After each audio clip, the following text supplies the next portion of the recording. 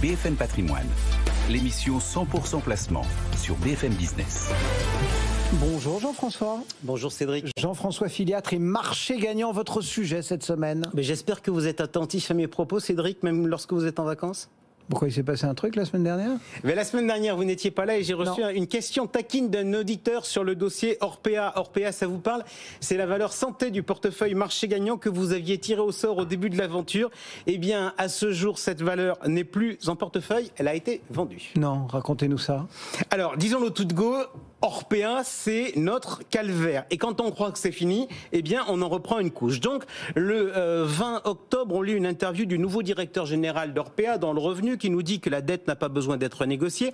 Et 5 jours plus tard, Orpea annonce une procédure judiciaire de conciliation pour renégocier ses dettes avec ses créanciers. Alors, la semaine dernière, j'ai donc recommandé 2 opérations. 1, annuler l'ordre de vente que l'on avait passé le 27 janvier, préconisant une vente de nos 9 titres à 47,99 €, puisque ce cours n'a jamais été touché depuis.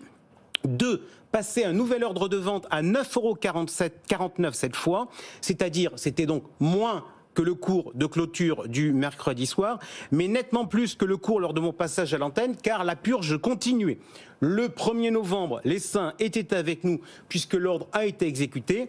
On n'a donc plus d'Orpea en portefeuille et on va peut-être essayer de tirer les leçons de cette histoire. Alors, imaginons, je suis débutant, quelles leçons me donneriez-vous suite à cette histoire? Alors, quand on achète une action en bourse, il faut se dire qu'elle peut ne plus rien valoir. Alors, on dit souvent ça pour des petites boîtes, des introductions en bourse, des valeurs technologiques, des biotech. Mais pardon, Orpea, ce n'était pas une petite boîte. Quand on l'a intégrée dans notre portefeuille, elle faisait partie des 6 principales sociétés de la Bourse de Paris sur le secteur de la santé. Et pourtant, in fine, on va finir par perdre 90% de la valeur. Donc, petite boîte, grosse boîte, même combat, il faut partir de l'idée que l'on peut tout perdre. Bon, donc problématique posée, quelle réponse on y apporte? Alors, on pense qu'il n'y en a qu'une réponse, c'est la diversification. Et la diversification, ce n'est pas un empilage de lignes. Imaginez, vous pourriez avoir un portefeuille de 11 lignes avec 80% sur Orpea et 10 petites lignes à côté. Eh bien, vous auriez peu ou prou perdu 90% de la valeur de votre portefeuille. La diversification, ce n'est pas un nombre de lignes, c'est le poids maximum que l'on accepte de mettre sur chaque ligne. Alors, à l'origine, je le rappelle, on avait bâti notre portefeuille avec 11 lignes qui pesaient peu ou prou 9% et des poussières. En début d'année 2022, pour des raisons de simplicité, on est revenu à 10 lignes avec une logique d'être à 10%. Donc, lors de la constitution de notre portefeuille, on avait mis 9,7% sur Orpea. Je considère en pratique que c'est ce qu'on a perdu sur ce coup, même si en réalité, c'est un peu différent quand même. Oui, parce que la baisse n'est pas de 100%. Ouais, en fait, je vais vous dire, j'aime votre côté sympathique pour tenter d'amoindrir notre peine d'avoir fait un mauvais coup. Mais non, mais moi, je suis pas comme ça.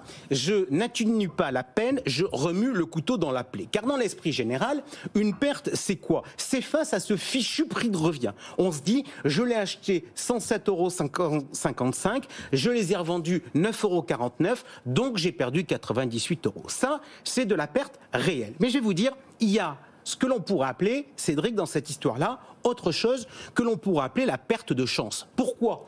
Parce que depuis qu'on a lancé notre portefeuille, c'était donc il y a un peu plus d'1 an et demi, eh bien, il progresse de près de 25%. Et encore, ce 25% tient compte de la perte d'Orpea. Donc, on a aussi perdu de l'argent en ne profitant pas de la hausse sur le capital immobilisé sur Orpea. Bref, j'ai tendance à dire qu'on a quand même eu la double peine. Vous nous dites que le principe de la diversification peut se mesurer par le poids maximum qu'on met sur une ligne. Pour vous, le maximum, c'est combien? Ben écoutez, chez Marché Gagnant, on dit qu'un titre peut perdre 100% et que sur un portefeuille construit intelligemment, la perte maximum sur un an est de 39%. Alors, la méthode, je dis, elle repose sur 10 titres équipondérés avec 10% du portefeuille. Franchement, moi je vais vous dire, quand on approche les 13-14% du portefeuille notamment quand on a une évolution favorable des cours. Eh ben, moi, il me semble qu'il est sain de prendre partiellement ces bénéfices. C'est d'ailleurs ce que l'on a fait 2 fois sur l'action Eramet, et avec raison, puisqu'elle a fortement baissé depuis. Je rappelle que pendant des années, les ratios de dispersion applicables au SICAV de la place interdisaient de dépasser les 10% sur un seul émetteur. Ah ouais. Je rappelle également qu'en moyenne, les portefeuilles des particuliers sont composés de 5 titres. Ils sont donc structurellement insuffisamment diversifiés. Est-ce qu'il y a d'autres leçons sur le fonctionnement de la bourse? Alors, juste, je voudrais vous donner les variations d'Orpea juste avant notre opération, non pas au jour le jour, mais au sein d'une même journée. Vendredi, donc le lendemain de mon passage, plus haut de la journée, 8,60 €, plus bas de la journée, 6,37 €. Le lundi, plus haut de la journée, 8,21 €, plus bas, 5,92 €. Et le mardi 1er novembre, donc le jour où on sort à 9,49 €, le plus haut est à 9,62 € et le plus bas à 8,30 €. Alors, si ça bouge autant, en fait, c'est notamment en raison des vendeurs à découvert. Alors, Choupinette croyait benoîtement que pour gagner de l'argent en bourse, il fallait acheter des actions. Eh bien, mon ami, sache que l'on peut aussi gagner de l'argent en bourse en vendant des actions que l'on n'a pas. C'est possible pour tout le monde sur grand nombre de titres avec un mécanisme qui s'appelle le service à règle de règlement différé. Sur Orpea, il y a des vendeurs à découvert qui s'en donnent à cœur joie. Il y avait hier un investisseur qui avait une position vendeuse d'environ 5% du capital d'Orpea. Ça veut dire qu'il joue la baisse du titre en espérant se refaire. Exact. Et je me pose la question, est-ce qu'il me faut applaudir des deux mains ? Vaste question, c'est vrai que c'est une opportunité de gagner de l'argent et puis à la fois... Ouais, et à la fois, vous dites bien, parce qu'à l'heure du greenwashing, je pense que la finance devrait essayer de voir la cohérence globale de son discours. Aller en bourse pour financer l'économie réelle, annonces financiers et politiques pour nous vendre l'investissement en bourse, notamment dans le cadre de la retraite. Mais quand quelqu'un vend une action à découvert, donc il l'emprunte à quelqu'un d'autre pour la racheter moins cher, il finance quoi ? Quelle entreprise ? Quelle économie réelle ? Alors oui, je sais, ça amène de la liquidité au marché. Mais pardon, me semble-t-il, on est loin de l'économie réelle. Et à mon sens, un particulier peu averti ne devrait pas intervenir sur les titres sur lesquels les ventes à découvert sont massives. Ouais, enfin, c'est pas facile à savoir, si. Ouais, alors il y a un fichier qui est publié tous les jours par l'autorité des marchés financiers sur le site data.gouv.fr et que certains sites boursiers reprennent. Alors je vous le donne. À la date d'hier, les principales positions vendeuses sur les actions françaises sont sur Orpea, Atos, Eutelsat, Alstom, Casino, McPhy Energy et CGG qu'on a en portefeuille et qui est la plus forte baisse du jour. Bon, et le raisonnement, c'est que sur cette liste, on touche pas aux valeurs ? Ouais, le raisonnement, c'est du patouche.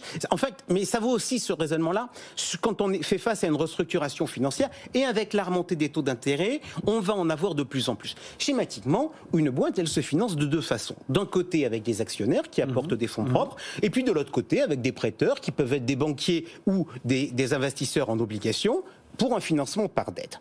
Quand une boîte va bien, je vais vous dire, Cédric, la cohabitation entre ces deux familles, elle se déroule à merveille, car il y a de l'argent pour payer tout le monde. Bien sûr. Et quand la situation financière se tend, eh bien là, on rigole moins et chacun se dit qu'il doit sauver sa peau. Alors, dans l'annonce d'Orpea, il y avait une éventuelle conversion de 4 milliards de dettes en fonds propres, sachant qu'auparavant, il y avait environ 4 milliards de fonds propres. Donc, comme disent les banquiers, il y avait un risque majeur de dilution.